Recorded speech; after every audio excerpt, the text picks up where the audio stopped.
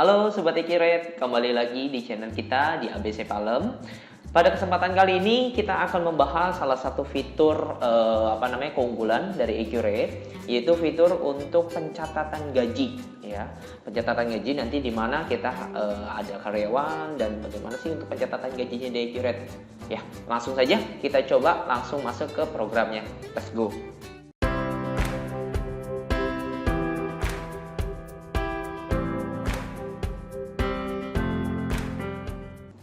Oke, ya seperti biasa ya, untuk pertama kali kita untuk membuka program Accurate atau kita mau membuka database, kita harus login ke Accurate-nya ya, seperti biasa sudah login, nanti tinggal masuk. Saya sepertinya ini saya sudah masuk ya, nanti langsung saya tinggal pilih aja database-nya.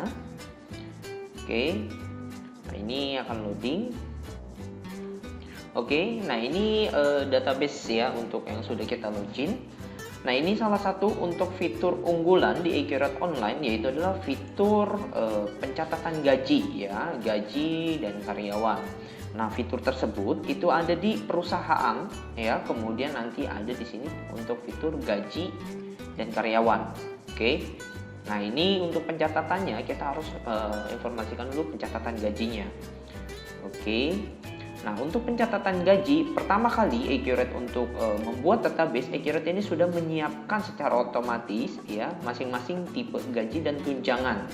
Oke, di sini kita juga bisa tambahkan atau nonaktifkan ya.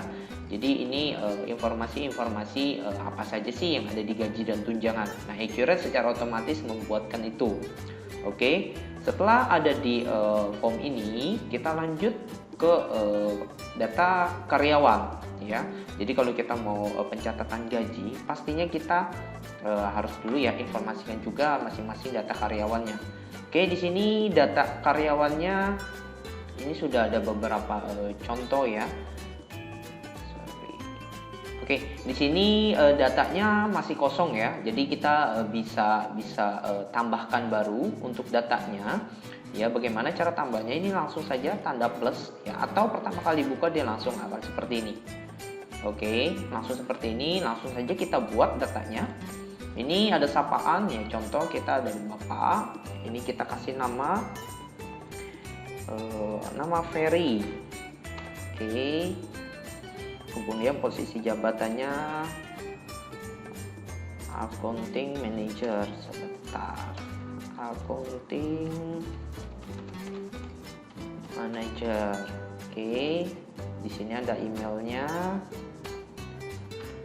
ferry@myabcshop ya. Kemudian di sini nomor handphonenya juga boleh diisi jika ada ya. Di sini sebenarnya yang terpenting adalah nama lengkap dan karyawan. Ini ada tanda primary, ini wajib diisi, dan yang lain-lain jika tidak ada atau belum lengkap datanya boleh dilewatkan. Oke, di sini juga ada alamat, boleh dimasukkan data alamatnya. Kemudian di sini ada yang paling penting adalah pajak penghasilan. Nah, pajak penghasilan di sini ditanyakan dikenakan PPh 21, iya, karena kita akan mencatat nanti untuk perhitungan gajinya. Jika kena PPh ya kita bisa kenakan ya. Kemudian di sini statusnya juga ada ya, NPWP-nya dulu. Kalau NPWP-nya kalau kena mau PPh 21 pasti harus ada NPWP, atau kalau memang tidak ada pun tidak apa-apa, nanti di sini kita kosongkan saja seperti ini. Oke, nah kemudian di sini ada status karyawannya, ada banyak ya, tinggal disesuaikan. Kalau misalkan ini saya anggap sebagai karyawan tetap atau pegawai tetap. Kemudian status PTKP-nya, nah ini status PTKP-nya banyak ya, dia ada tidak kawin, kemudian dia ada tanggungan 1, tanggungan 2, atau tanggungan 3, atau dia sudah menikah atau dia sudah kawin, yaitu ada juga tanggungan 1, 2, dan 3, tinggal disesuaikan ya. Ini saya anggap tidak tidak kawin dan tidak ada tanggungan ya. Oke, nah ini untuk pencatatannya mulai dihitungnya, untuk PPh-nya kita mulai dari Januari. Oke, kita mulai Januari di tahun 2020. Nah, oke, ini saya simpan ya. Oke, saya simpan. Sudah berhasil. Saya mau bikin baru lagi ya, yang lain. Oke, sekarang saya bikin ibu, mungkin tipe ini berbeda ya. Kalau tadi accounting manager, ini administrasi gitu ya, admin begitu. Emailnya kalau ada boleh dimasukkan, nggak ada pun seperti yang tadi ya. Yang terpenting juga adalah pajak penghasilan di sini ya. Ini juga kalau mau kena PPH 21 ya kita pasti harus masukkan, atau tidak kalau memang tidak ada ya tinggal kosongkan. Oke, statusnya karyawan tetap, oke, sama ya, tidak kawin juga. Saya mulai juga di sini dari Januari 2020. Oke, saya simpan. Oke, sudah ya, sudah tersimpan. Nah, ini kalau kita lihat data karyawannya sekarang sudah ada 2. Oke, nah di sini ada email, dan untuk yang NAVA ini tidak ada ya. Oke, saya lanjut. Oke, di sini kita lanjut. Oke, ini gaji dan tunjangan tadi sudah. Oke, kali ini kita lanjut ke untuk perhitungan ya, pencatatan gajinya seperti apa tadi. Kalau di data perusahaan ini untuk pencatatan karyawannya dan info-info gaji dan tunjangannya. Sekarang kita lanjut ke pencatatan gajinya. Oke, pencatatan gaji. Nah, oke, pencatatan gaji. Nah, di sini ada tipe ya, tipe pembayaran. Tipe pembayaran di sini ada 2, ada bulanan dan non bulanan. Kalau bulanan itu ya seperti biasa ya, Januari dibayar, Februari bayar, Maret bayar, dan seterusnya. Tapi kalau non bulanan ini bisa juga 3 bulan sekali, atau 6 bulan sekali, atau bahkan 1 tahun sekali begitu ya. Itu bisa dianggap sebagai non bulanan. Oke, nah karena di sini database-nya kita ada 2 ya, Jakarta dan Surabaya untuk cabangnya ya. Jadi di sini kita bisa tentukan kalau memang ada masing-masing cabang. Oke, untuk tipe bulanannya kita Januari ya, tanggal 2 tahun 2020. Oke, untuk tanggalnya ya, untuk tanggal pembayarannya kita dari tanggal 25 sampai tanggal 31 ya. Sorry, ini 2021 ya, 20 saya ganti. Oke, saya ganti juga di sini Januari. Oke, tanggal 31 ya, bulan 1 2020 ya. Oke, sekarang kita mau melakukan pembayaran gajinya, contoh si Ferry ya. Nah, Ferry, nah ini tadi ya master dari gaji dan tunjangan yang kita buat ya. Nah, contoh misalkan saya untuk Ferry ini karena dia manajer, kita gaji 15 juta. Oke. Kemudian PPH makan jabatan. Oke, saya katakan dia ada manajer ya. Pasti ada uang makan. Kita kasih uang makannya misalkan 1 juta. Oke, transportasi saya kasih juga 300.000. Oke, ya, sudah. Ya, ini sudah. Nah, ini nanti di bawah ini ada informasi pajak penghasilan ya. Kenapa pajak penghasilan ini dia akan keluar secara otomatis? Sebenarnya ya di IQRIT ini dia menghitung sesuai dari aturan yang PTKP ya, minimal hitungan PTKP ya. Biasanya dihitung itu dari hitungan tahunan ya. Contoh dari pendapatannya, penghasilannya dikali 12 dia akan berapa. Untuk perhitungan lebih lanjut pasal-pasalnya seperti apa, hitung-hitungannya seperti apa, kita bisa langsung browsing aja ke Google bagaimana cara perhitungannya. Oke, ini kita lanjut aja. Oke, lanjut ya.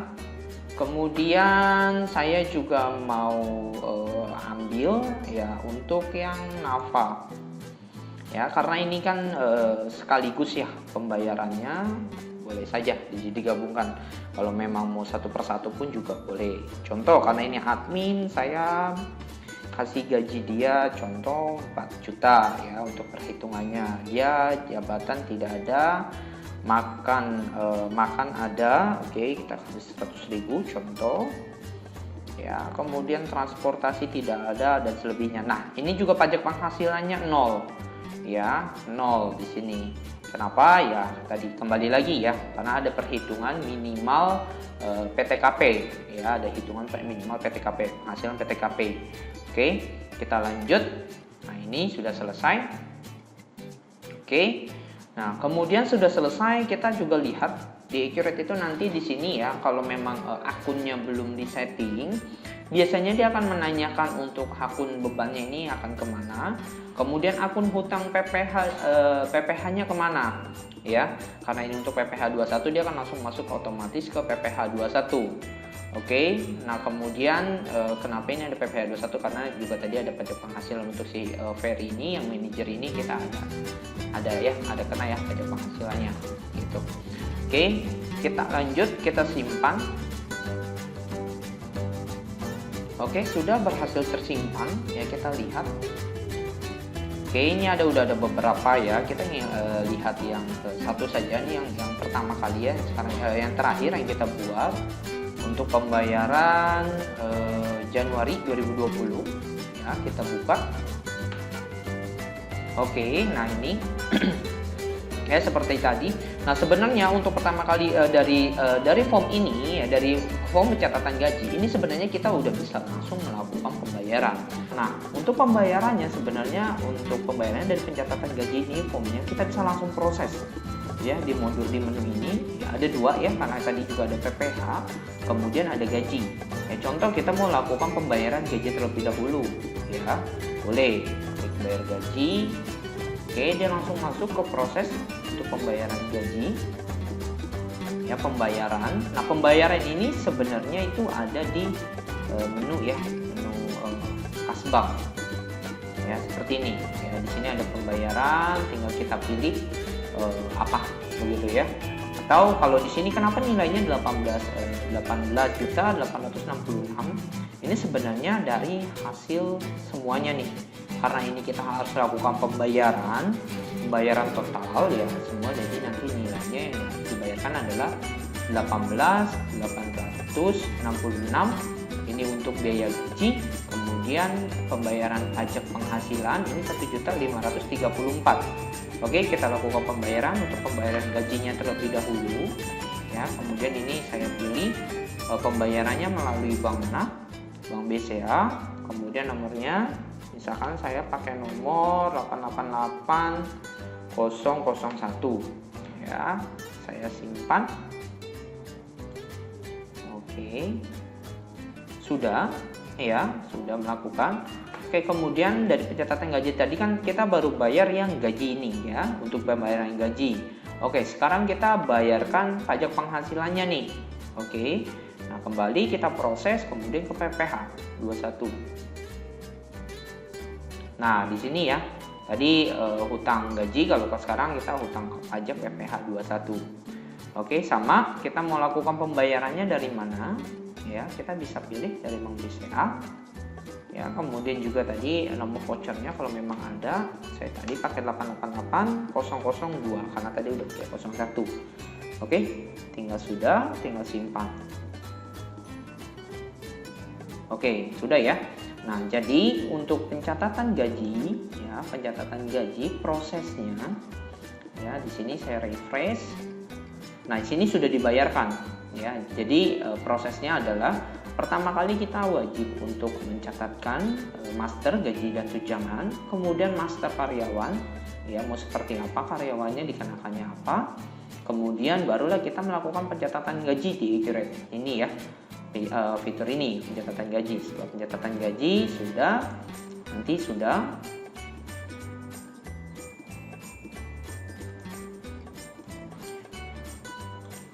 Oke, sudah pencatatan gajinya ya, sudah berhasil. Nah, di sini nanti tinggal kita lakukan pembuatannya seperti yang tadi kita lakukan.